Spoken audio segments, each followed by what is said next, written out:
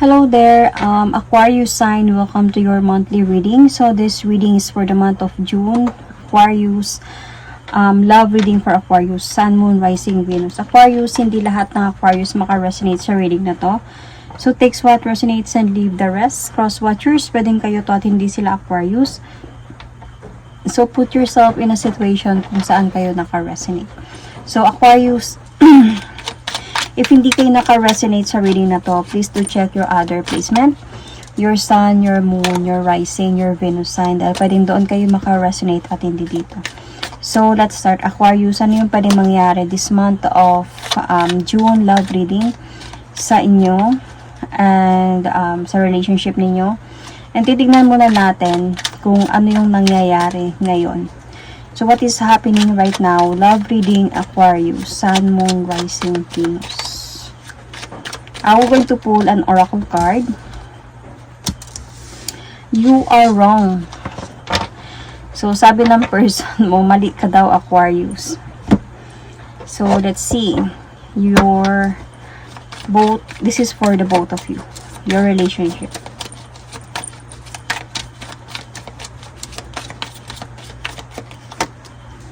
Open heart, receptive, empathy, vulnerable. So, let's see. Parang nangihina yung relasyon ninyo ngayon. But then, parang meron pa namang hope. Ito, na maayos.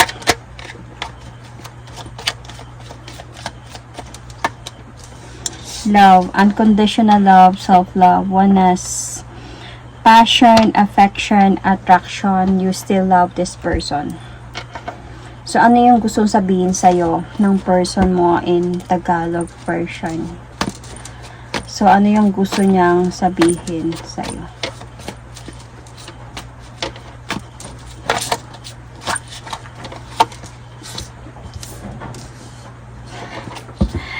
Nagagandahan daw siya sa'yo, Aquarius. Tignan natin. What is happening ngayon ba? Open heart, receptive, empathy, vulnerable. Okay. Nagigets ko. Feeling ko, hindi pa to talaga relationship. Hindi pa to relationship. Feeling ko, nasa point pa ng naliligaw pa siguro to sa'yo or may mga sabi natin nasa level pa kayo ng situationship could be. And feeling ko sa part mo is siguro naghihinala ka sa kanya na baka manloloko siya o may iba siya, may asawa siya. Pero ito siguro yung gusto niyang sabihin sa'yo na mali ka doon. Okay? Kasi parang on your part, you are vulnerable sa nararamdaman mo. Parang ayaw mo masaktan. Or baka you are someone na madaling masaktan. So, parang ayaw mo mangyari sa'yo yon. Kasi kung magmahal ka wagas, might be you are an empath. You are sensitive in a way. So, parang nag-iingat ka sa pagpapasok sa isang relasyon dahil sa madali kang sensitive ka pagdating sa mga bagay-bagay. So, pati tapos siya, sabi niya, nagagandahan nga siya sa'yo. So, tignan natin. Ano ba talaga nangyayari?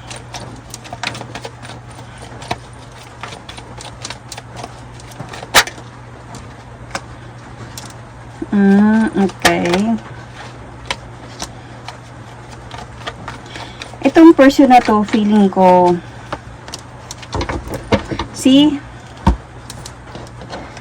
nagagandahan nga talaga siya sa'yo. Very attracted on you, nagagandahan siya sa'yo. And, ikaw medyo ka, Aquarius, medyo aloof ka sa taong ito. Well, part of you, Aquarius, ganun ka naman talaga. Hindi ka basta-basta talaga. The way ka magmahal sa isang tao, parang i-challenge mo muna to na iwasan mo to, hindi mo pansinin, titignan mo kung ano yung magiging reaction niya. Basta ganun ka pag magmahal ka, pag nataypan mo na yung isang tao, gusto mo parang itetest mo na talaga siya. Kung kaya niya bang magtiis, kaya niya bang paglaban ka, o hindi ba siya gi-give up sa'yo, mga ganung mga bagay. Pero, feeling ko may feelings ka na sa kanya. Kaya lang, siguro, yun nga yung nasasabi mo sa kanya na baka may asawa ka. So, parang pinapahintay mo talaga to siya, Aquarius. Kasi sa totoo lang, dito sa person na to, napapagod na siya in a way siguro mag-antay sa answer mo. But this person is like, nagagandahan talaga siya sa'yo. Minsan itong person mo parang, okay. So, feeling ko sa'yo, Aquarius, may pinagdaanan ka din kasi before. Medyo gumugulo pa din to sa isipan mo. Nasaktan ka din na before. Either na ghost ka or either na iniwan ka or either na na-rebounce ka ng someone, tapos ngayon okay ka na, naka-move on ka na. So, may dumating na naman na bago. Kaya, hindi ka basta-basta na nagtitiwala talaga sa ngayon. But this person nga, may feelings talaga siya sa'yo. And I think you are already friends. Naging friends muna kayo bago siguro siya na nanligaw sa'yo. So, baka iniisip mo na either, okay? Either kayo pa ng asawa mo, or baka magkakabalikan lang din kayo ng asawa mo, or baka may asawa ka, or something like that. Kasi sabi niya, mali ka daw, Aquarius. Baka wala na to sila. So, tignan natin. Okay. Ano bang meron sa taong ito? This person might be a Pisces.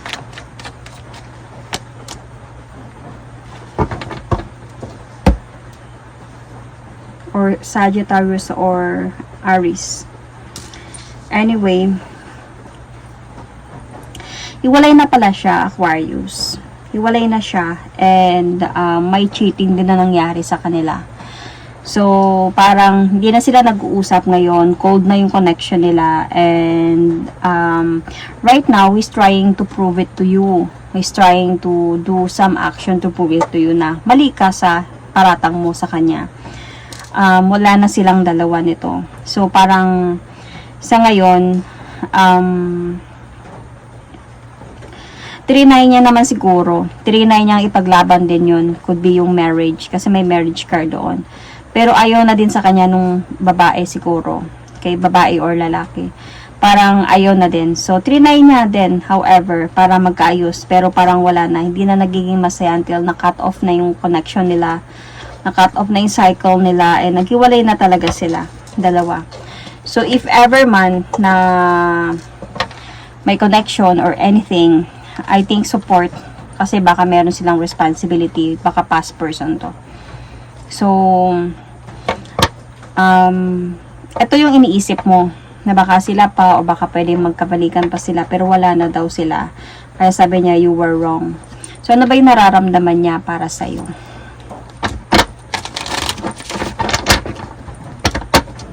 Baka iniisip mo din, Aquarius, na nagagandahan ka lang siguro sa akin. Baka hindi din seryosohin. Parang ganon. You might be dealing also with Capricorn, Libra, or Taurus. Sun, Moon, Rising, Venus. Ano ba yung nararamdaman niya para sa'yo?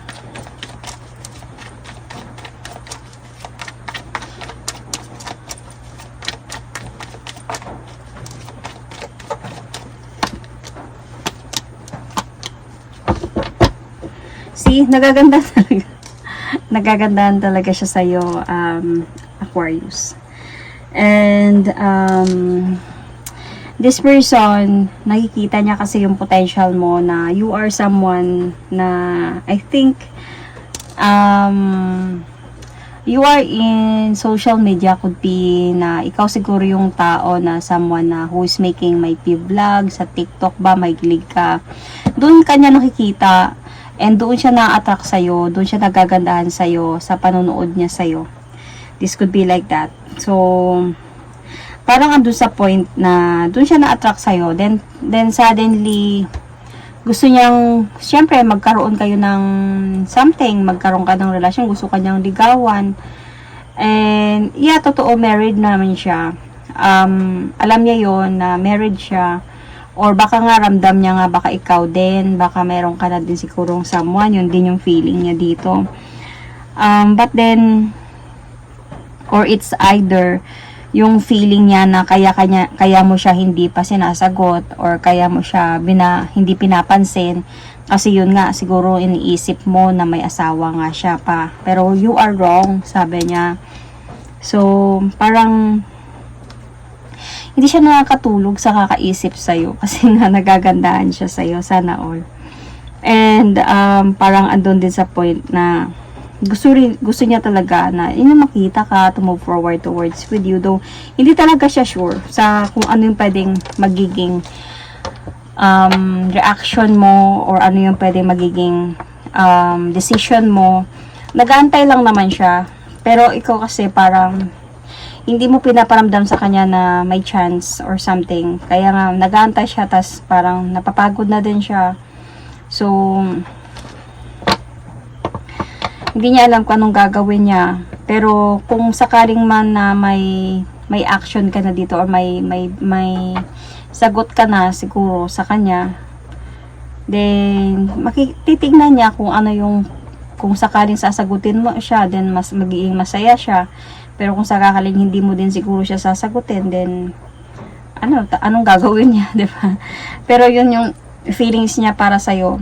Like this person do really like you. Attract siya sa talent mo, could be sa beauty mo, sa confident mo, and sa pagiging independent mo siguro sa buhay.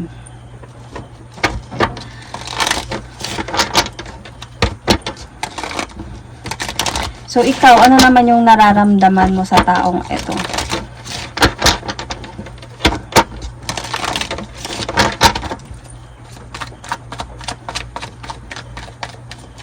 Ano yung nararamdaman mo sa person na to?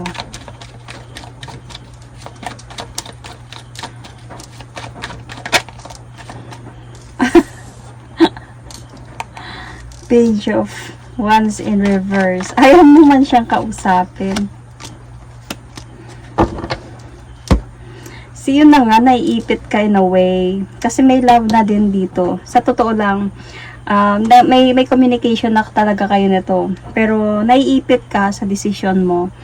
Kasi parang hindi mo pa talaga sobrang feel itong person na to. Parang hindi mo pa talaga sobrang na-appreciate though. Kaya ayaw mo pa talaga siyang kausapin. Parang feeling mo malabo. Parang ganun. Yun yung nararamdaman mo. Pero sa totoo lang, may feelings ka. Parang gusto mo siguro sa isang relasyon. Yung mahal mo talaga. Kasi, di ba sabi dito na you are sensitive, vulnerable. Madali kang kung masaktan ka, wagas. Kasi kung magmahal ka din, wagas. So, ayaw mong masaktan. Tapos nakikita mo dito sa kanya na parang malabo na mamahalin ako nito ng totoo. Like, for life or in the long run. Because this is what you really want. Na kung magkakaroon ka man ng relasyon, gusto mo yung tatagal na. Or yun na talaga. Kaya lang dito nga feeling mo baka nagsisinungaling lang siya sa'yo. Baka yun na nga, baka kasal siya. And even if nandyan siya sa'yo, nagpaparamdam siya sa'yo ng pagmamahal dito. Ramdam mo man, alam mo na nagpaparamdam siya. Ikaw lang yung parang umiiwas. Parang feeling ko you're giving this person a mixed signal. Kasi hindi ka sure. Hindi ka sure sa nararamdaman mo, hindi ka sure sa tatanggapin mo ba siya, or aalis ka na lang, or hindi, or ano ba tawag dito, parang hindi mo tatanggapin yung, hindi mo siya sasagutin, yung parang ganon. So, kasi ayaw mo talaga ng gulo. Siguro feeling ko na open up niya din siguro sa'yo during na may mga conversation kayong dalawa. Na-open up niya din siguro sa'yo na may ex ako, ganyan, pero hindi na, wala na kami. So, parang bigla kang magtitiwala ba ako dito? Baka nagsisinungaling lang to or something. So, kaya sinasabi niya din dito na mali ka. Ikaw din. So, we will continue. Anyway, nag-brown out. So, emergency light lang yung ginagamit ko. So, let's continue. Anyway, sana ba ako? So, yun na yung nararamdaman mo para sa kanya. Na makaabot sa point na may ipit ka lang sa sitwasyon. Baka nagsisinungaling siya tapos nagmahal ka na. Kasi kasi si Aquarius, pag nagmahal na kasi siya, todo-todo talaga pag magmahal si Aquarius. And kaya hindi siya basta-basta talaga na magtumanggap ng pagmamahal sa buhay niya, kasi pag once magmahal siya, parang gusto lang ayaw niya ng bumitaw. So, though Aquarius can give you freedom, Aquarius can understand you, but then ayaw lang talaga ni Aquarius yung niloloko siya. Sino ba naman? Kahit sinong zodiac sign. Especially din sa Aquarius. So, anyway, ano yung pwedeng mangyari this month of June sa love reading ninyo based sa sitwasyon na meron kayo? So, you might be a Cancer. Baka may Cancer sa chart mo. Baka malakas yung Cancer sa chart mo, or Gemini. So, check your placement. So, ano yung pwedeng mangyari this month of June based sa nangyayari sa inyo ngayon? Aquarius, Sun, Moon, Rising, Venus. Aquarius, yun. I am coming, trust. I am coming, just trust. Parang ganun. So, baka LDR kayo nito. Baka yun na nga, parang nagkikita lang ata kayo sa social media. Oo, nagigets ko na to. Nagigets ko na. So, wait lang. Sasabihin ko after lahat. Let's pull this first.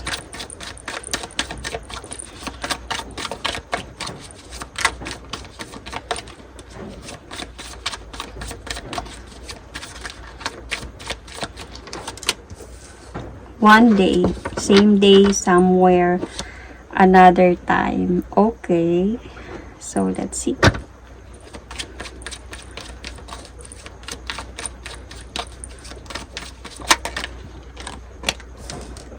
Sudden change, lightning, shocking news, surprise, epiphany,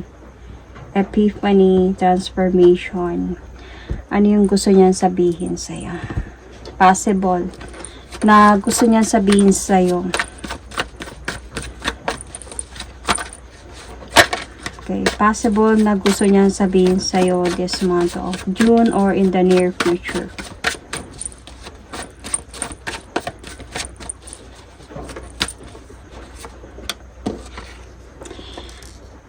Hindi mo alam kung gaano kahirap ang bumitaw.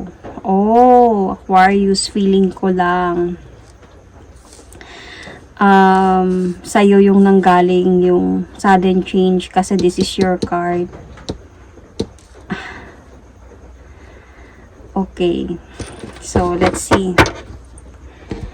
Aquarius, ito yung sinasabi ko. Siguro LDR, or sabihin natin na malayo kayo sa isa't isa kung hindi mo pa siya sinagot, Aquarius. Or something, nasa point pa kayo ng nag-aantay pa din siya ng sagot mo. And you are giving this person mixed signal. And malayo kayo sa isa't isa. Siyempre, nakikita kanya sa social media. Gusto kanya makita one day. And siguro nasa point ka na, baka hindi lang din tayo magkikita. Tapos sasaktan mo lang din ako. Baka magkabalikan lang din kayo ng asawa mo. And then,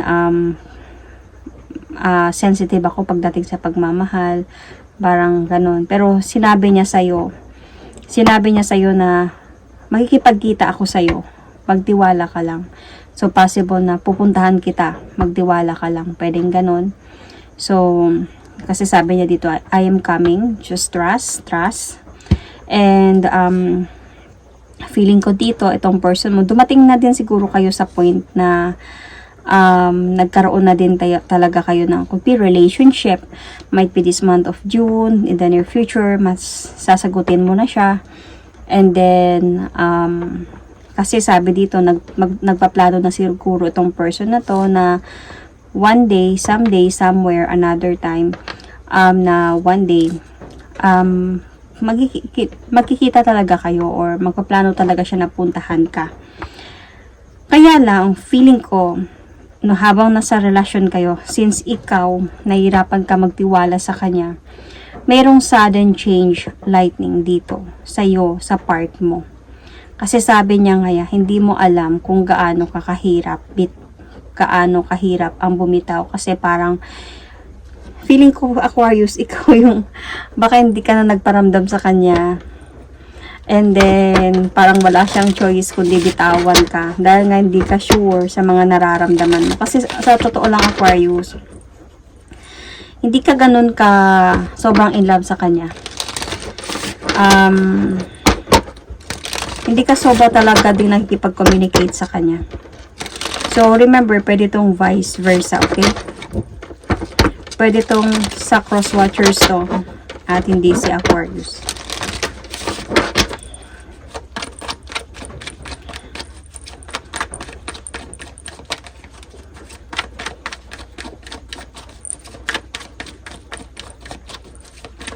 Ano yung pwede mangyari this month of June, Aquarius, or in the near future?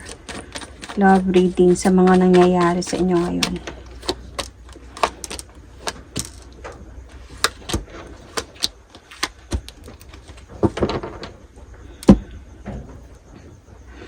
So, Aquarius, I can see here, Aquarius, that yes, you did take the leap of faith. Parang bahala na. Sagutin ko na lang to. Parang ganon. Sige, try ko to. Sagutin ko to. Kaya lang, Aquarius, you are more on focusing kasi sa self mo. Parang nasa point ka na sa mga pinagdaanan mo recently or before, nung nasaktan ka. Like, di ba sabi ko dito, pinagdaanan mo na nasaktan ka na. Ayaw mo nang maulit pa ulit to. More on nag-focus ka sa sarili mo. More on, kahit nandyan siya, kahit you're in a relationship, hindi ka sobrang naging over, like, some same other girlfriend na clingy or something. Siya yung masyadong laging nandyan, laging tumatawag, laging nakipag-usap sa'yo. Kasi ikaw, hindi ka naman ganun ka sobra talagang na-inlove sa kanya. But you did take the leap of faith na sagutin siya. Kahit na medyo cold, medyo mas gustuhin mo na mag-focus sa sarili mo. So, dumating sa point na ikaw, parang tumahimik ka dito, Aquarius. Kasi, you gave this person silent treatment. Kasi gusto mo munang pag-isipan ng mabuti yung desisyon na to. Parang gusto mo muna mag-isip to find some clarity, some enlightenment. Ito na ba to? Continue ko na ba to? Or mas pipiliin ko yung sarili ko muna? Totally mag-heal muna ako from what happened sa akin in the past. So, you walk away from this, Aquarius. And then, nagulat siya dito. Ngayon, mayroong shocking news. Na-surprise siya. And, andun sa point na feeling ko din, Aquarius, dumating yung panahon, might be may ilaw na. Dumating yung time, dumating yung panahon na nakita niya na lang, siguro parang nag-o-offer na sa'yo ulit. Parang feeling ko ex mo to, na may nag-o-offer na sa'yo ulit, or may nag-o-offer na sa'yo ng new beginning. Nalaman niya to, nagkaroon siya ng news about this. So, syempre, parang feeling niya, naloko siya, feeling niya na you cheated on him or her. Okay, so kaya hindi mo na siya kinausap, kaya umalis ka. So, as a point na dito pa lang pala, hindi ka pa pala naka-move on talaga from the past. And in choosing yourself, choosing na mag-move on from this, bumalik siya. Siguro feeling ko, hindi ko lang alam kung tinanggap mo ba to or parang nag-uusap ba kayo ulit. Kasi wala pa naman talaga ako nakita na tinanggap mo ulit yung ex mo.